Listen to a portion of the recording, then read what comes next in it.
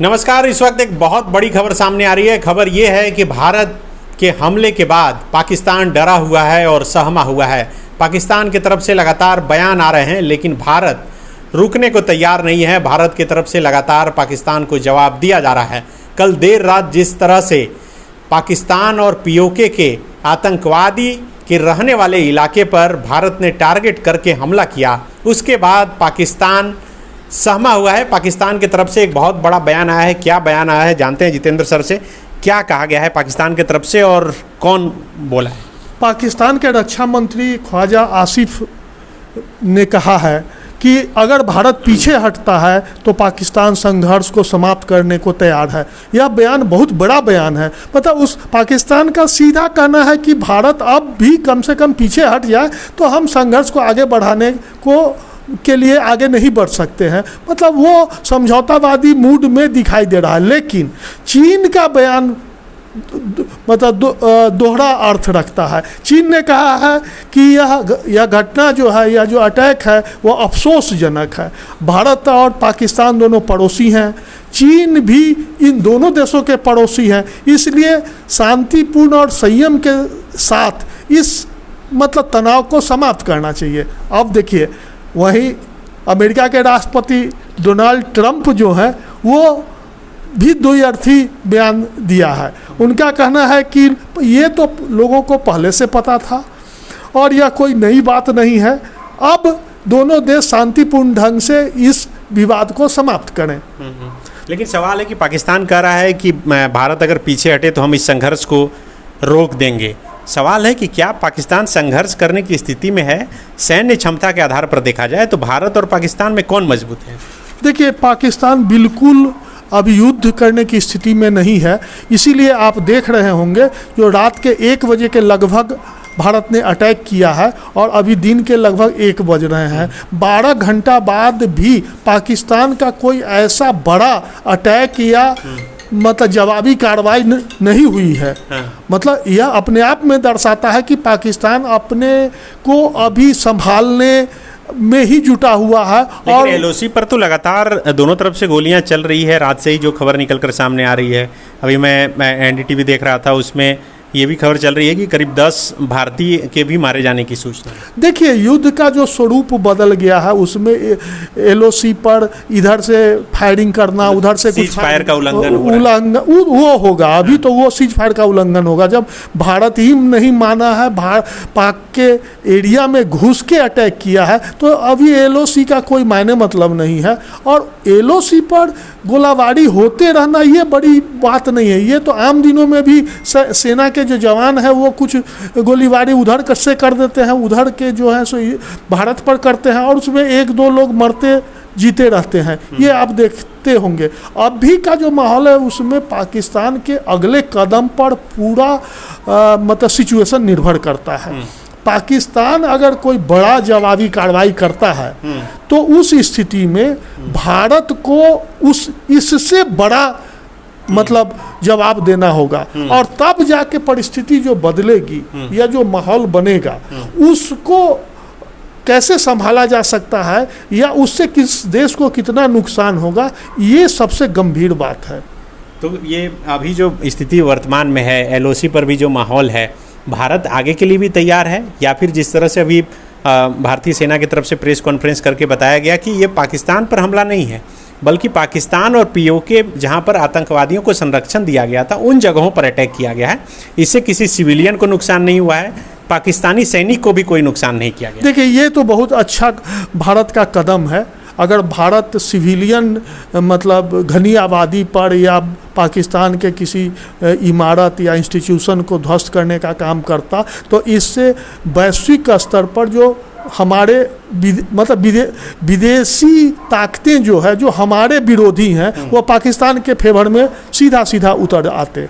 तो इसलिए और युद्ध किसी भी चीज़ का अंतिम विकल्प नहीं है। इसलिए भारत ने मतलब आतंकी ठिकानों को ध्वस्त करके बहुत अच्छा मैसेज दिया है। और पाकिस्तान हो, अमेरिका हो, चीन हो, जापान हो, कोई भी दुश्मन का भी देश हो, ये कह नहीं सकता है कि आतंकी ठिकानों को ध्वस्त करना कहीं से भारत का गलत कदम है। और इसलिए पाकिस्तान, चीन ने भी कहा है कि हम आतंकवाद के खिलाफ है।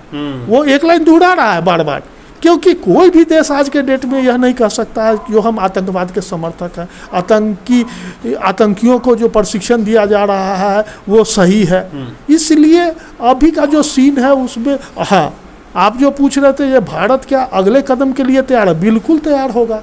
जब आप हम और आप ही का बात कर लेते हैं, जब हम आपसे मतलब अचानक कोई लड़ाई हो जाए तो वो अलग चीज़ है, लेकिन जब आप सुनियोजित तरीके से हमसे अगर भिड़ने आइएगा, हमको मान लीजिए एक थप्पड़ मार रहे हैं तो आप तो सोच के आइएगा जो वो भी 2 थप्पड़ मार सकता है। तो भारत की तैयारी तो पूरी तरह से है।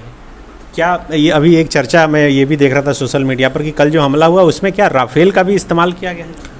ये सेना की तरफ से भी नहीं पता है। नहीं, ये सेना की तरफ से अभी सिर्फ मिसाइल अटैक की बात हो रही है। और पाकिस्तान रॉयटर्स की तरफ से जो रिलीज वगैरह आया है, बाइट आया है पाकिस्तान के लोगों का, वो बता रहे हैं कि कुछ ड्रोन वगैरह उड़ रहा था, ड्रोन से भी अटैक। हाँ, पाकिस्तान का कहना है कि मतलब ये जो मतलब ड्रोन अटैक है, मतलब ये हम अभी इसके बारे में बहुत अस्पष्ट नहीं है। अभी इसमें कुछ बोलना मतलब गलत भी हो सकता है। मतलब कहा जाए कि भारत के ऑपरेशन सिंदूर के ऑपरेशन के साथ पूरा विश्व खड़ा है, या फिर लगता है कि भारत यहाँ पर अकेले हो गया? नहीं, भारत अकेले होके तो ये अटैक कर ही नहीं सकता था। कहीं ना कहीं विश्व के जो बड़े देश हैं उसका आम सहमति, मतलब अंदरूनी सहमति, डिप्लोमेटिक सहमति लेने के बाद ही ये अटैक किया। अटैक के बाद जो बयान आ रहा है वो क्या समर्थन में है? हाँ, बिल्कुल समर्थन में। अभी तक अमेरिका का है, अमेरिका का है, चीन का भी बयान, मतलब सीधा विरोधी बयान नहीं है।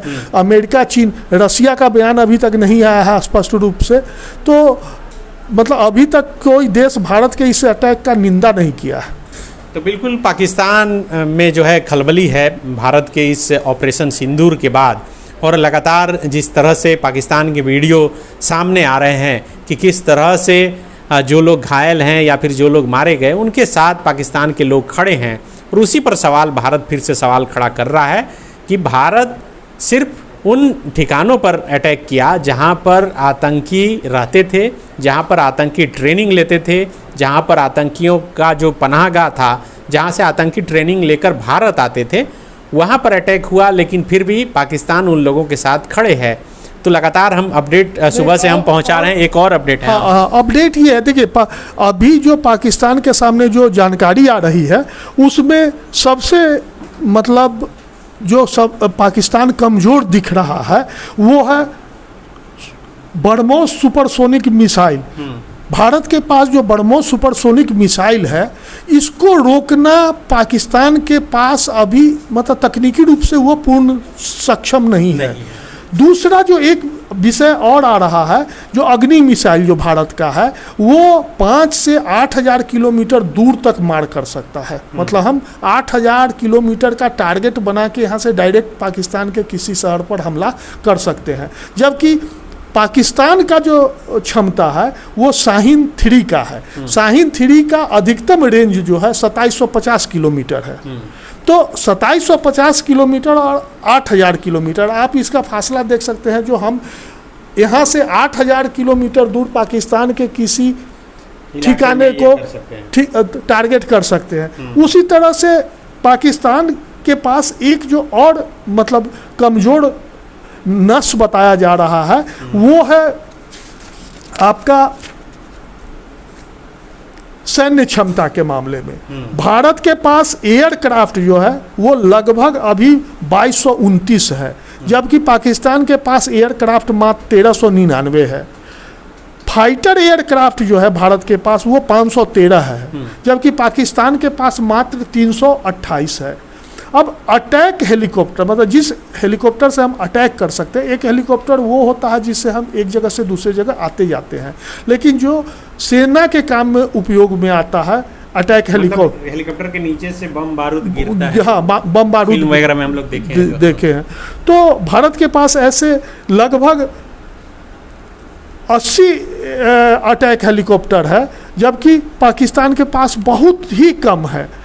बख्तरबंद वाहन के मामले में भी भारत के पास 1 लाख 48,000 बख्तर बंद वाहन है, मतलब जिससे सेना जो मूवमेंट करता है, अगर लैंडमाइंस ब्लास्ट भी हो गया तो उससे अंदर बैठे लोगों को कुछ नहीं होता। मतलब ये आपका खाना पीना पानी बुलेट प्रूफ रहता है, उसमें दवा दारू आर्म्स एम्यूनिशन बालू गोला बारूद ये सब की सप्लाई उससे की जाती है इस मामले में, जबकि पाकिस्तान के पास मात्र 17,000 है।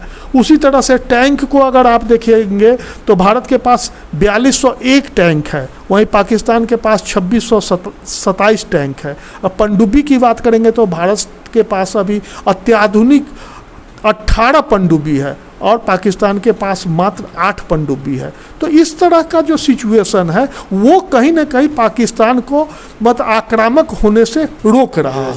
इसका मतलब है कि जल थल नभ तीनों में पाकिस्तान से कहीं अधिक मजबूत है भारत। बिल्कुल।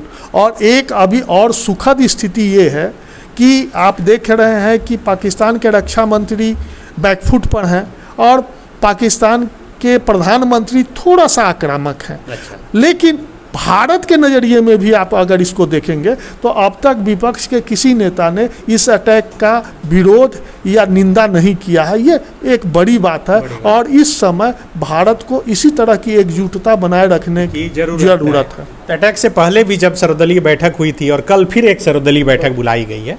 अभी नरेंद्र मोदी की अध्यक्षता में कैबिनेट की बैठक खत्म हुई और उसके बाद ये जानकारी निकलकर सामने आई कि कल सर्वदलीय बैठक बुलाई गई है। लेकिन इससे पहले जो सर्वदलीय बैठक हुई थी पहलगाम अटैक के बाद, तो उसमें भी तमाम विपक्ष के नेता एक साथ प्रधानमंत्री के साथ खड़े हुए थे और कहे थे कि प्रधानमंत्री बदला ले, हम सब उनके साथ हैं। तो लगातार पल पल अपडेट हम आप तक पहुंचा रहे हैं कि ऑपरेशन सिंदूर से जुड़ी हुई क्या कुछ खबर है। आप फॉलोअप के साथ लगातार बने रहें। शुक्रिया।